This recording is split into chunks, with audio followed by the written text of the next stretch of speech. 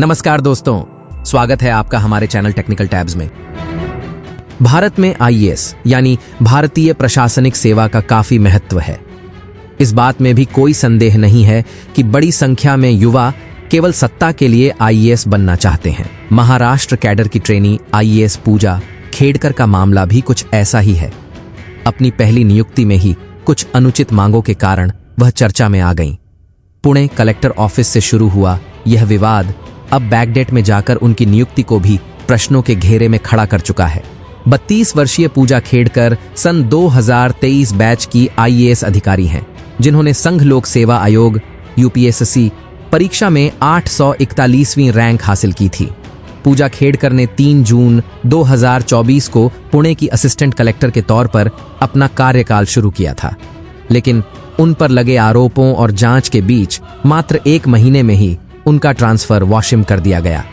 आखिर कौन है आईएएस पूजा खेड़कर? उन पर क्या आरोप लगे हैं? आइए जानिए सब कुछ।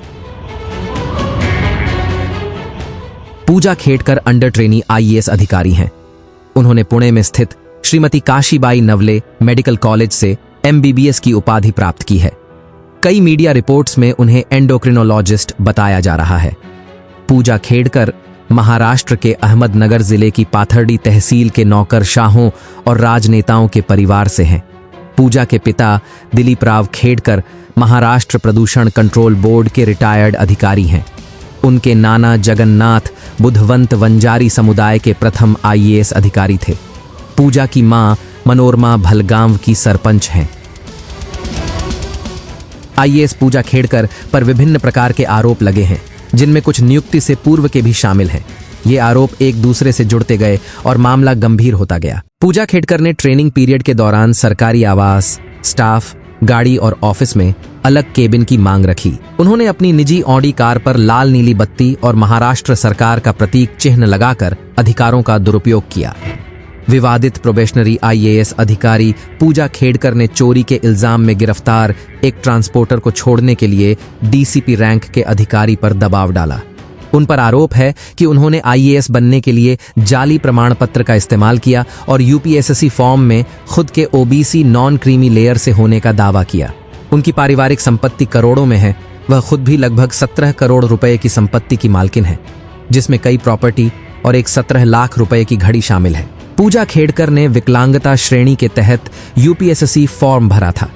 उन्होंने दावा किया कि वह 40% दृष्टिबाधित हैं और किसी मानसिक बीमारी से भी जूझ रही थीं, परंतु मेडिकल के लिए बुलाए जाने पर वे हर बार अनुपस्थित रहीं। एमबीबीएस कॉलेज में प्रवेश के समय भी उन्होंने दस्तावेजों में हेरफेर की। उन्होंने 2011 या 2012 में मेडिकल कॉलेज में प्रवेश लिया था, जब उनके पिता सेवारत थे।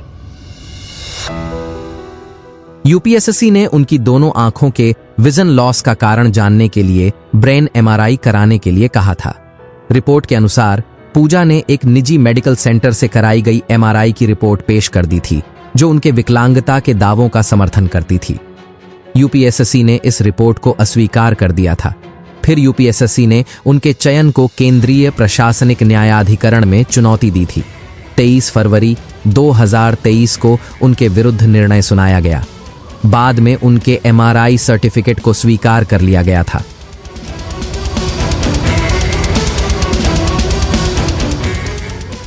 पूजा खेड़कर पर लगे समस्त आरोपों की जांच की जा रही है। जब कोई व्यक्ति फर्जी दस्तावेजों के आधार पर सरकारी नौकरी हासिल करता है, तो सबसे पहले उसकी रिपोर्टिंग अथॉरिटी के पास शिकायत दर्ज की जाती है। यदि विभागीय जांच में पूजा खेड़कर दोषी पाई जाती है, तो उनके विरुद्ध कानूनी कार्रवाई की जाएगी। उनके विरुद्ध एक चार्जशीट बन सकती है, जो चीफ सेक्रेटरी को सौंपी जाएगी। आज के वीडियो में बस इतना ही। यदि आपको ये वीडियो अच्छा लगा हो तो इसे लाइक करें, शेयर करें और हमारे चैनल को सब्सक्राइब करना ना भूलें। धन्यवाद।